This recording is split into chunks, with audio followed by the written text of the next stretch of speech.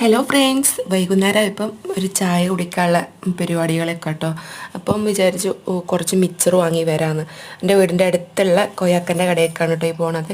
അപ്പം അവിടെ നിന്ന് മിച്ചറൊക്കെ വാങ്ങി ഒരു കട്ടൻ ചായക്ക് എടുത്ത് കുടിക്കാമെന്നുള്ള ഒരു പരിപാടിയിലായിരുന്നു കേട്ടോ. അപ്പം പിന്നെ അവിടെ നിന്ന് ഇങ്ങോട്ട് വിഷയം മാറി. കാരണം ഞാൻ അവിടെ ഒരു മസാല കടല കണ്ട്, കുരുമുളകിൻ്റെ കടലയാണ്. അപ്പോൾ അത് കണ്ടപ്പം പിന്നെ മിക്സറും ഇതൊക്കെ ഇട്ട് മിക്സാക്കി കൂടെ എന്നുള്ളൊരു ചിന്ത വന്നപ്പം അതിങ്ങനെ ചെയ്തതാണ് കേട്ടോ.